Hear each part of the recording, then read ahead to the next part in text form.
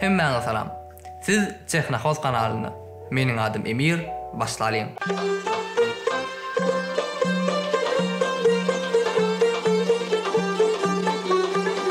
Planşet diýilende sizin gözüňize haýsy brandyň önüm gelýär? Elbetde Apple.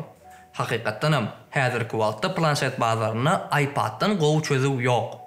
Smartfonlary öndürmekde ul sepetleri ýeten Samsung we Huawei ýaly kompaniýalar hem planşede gezek galanyny pystarýarlar. Ýöne inni bazarda täze oýunçy bar.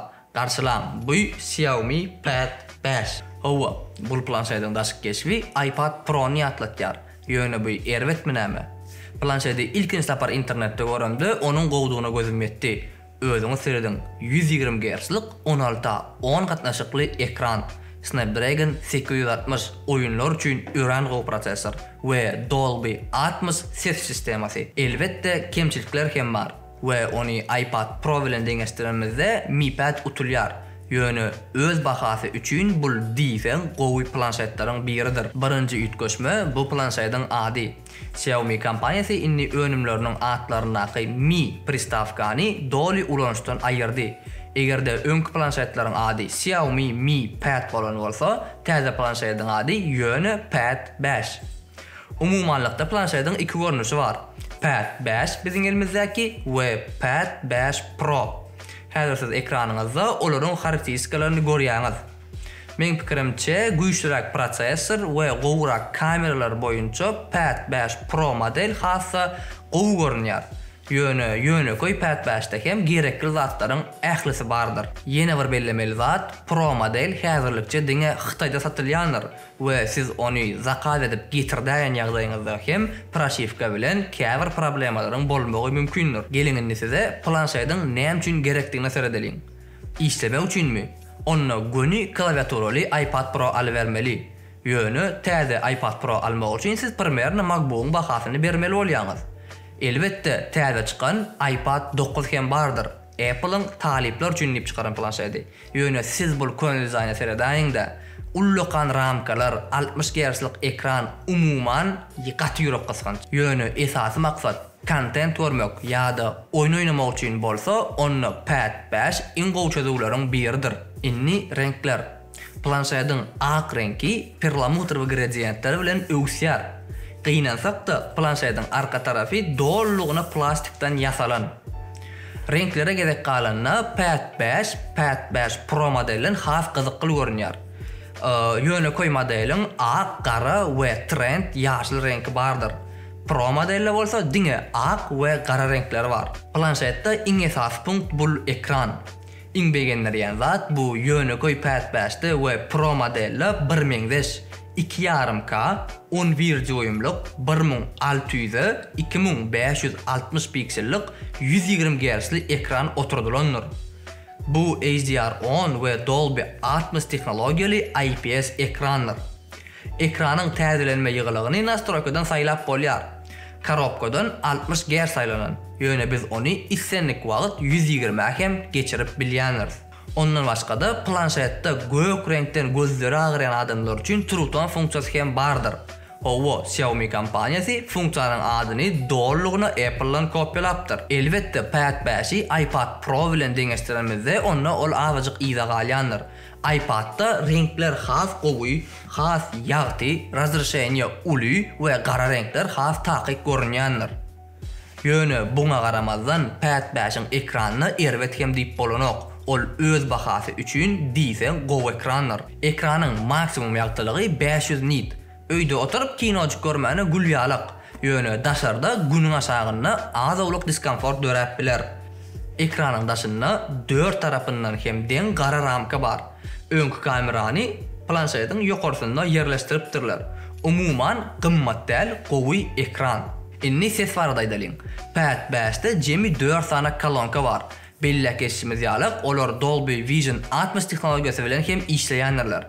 Pad 5 Pro modelle wapşe 8 sana dinamik var we Xiaomi kompaniýasy ony öz prezentasiýasynda iPad Air 4 bilen hem deňeşdirdi. Biz bolsa öz elimizde bar bolan iPad Pro 2017 bilen Pad 5'i deňeşdireli.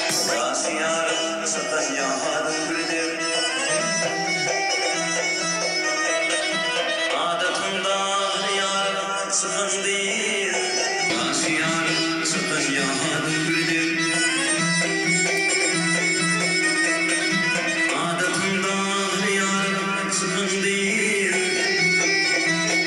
pikirimçe iPad'da siz gowrak ýöne Pad 5 hem ondan kän ize galanok.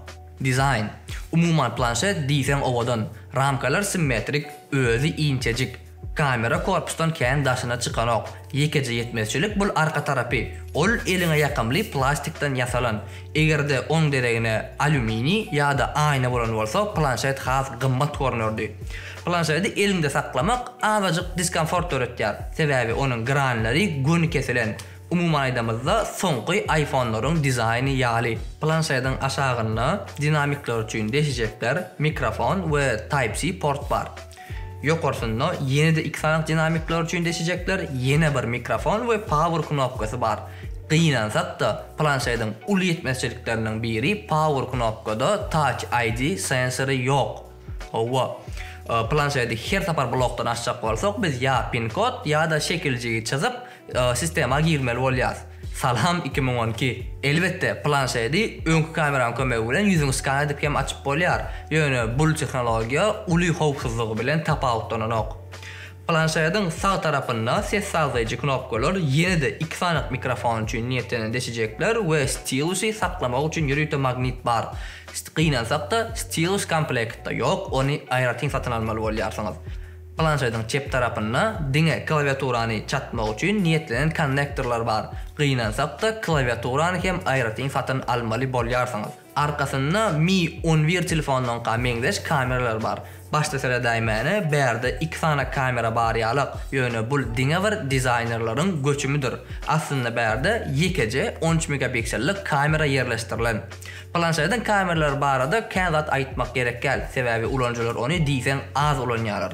Howanyň gowy wagty, ýagtylygyň ýeterlikli wagtlary bolmeny normalja suratlar çykýar. Ýöne garanky düşüp başladygy we ýagtylygyň ýetmezçiligi dörep başlanan ýagdaýynda eýem kamera öz ukyplaryny dol ýitirip başlaýar. Inni iň esasy komponentler we soft. Pad 5-iň içinde Snapdragon 860 prosessory oturdulan. Ol bolsa 1 ýyl mundan çykan flagman Snapdragon 855-iň has kämilleşdirilen görnüşidir. Hemişelik ýat ya 128 ya da 256 GB. Operativ huş ilmidama 6 GB-dyr. Egerde 8 GB gerek bolsa, onu Pro model almaly bolýarsyňyz.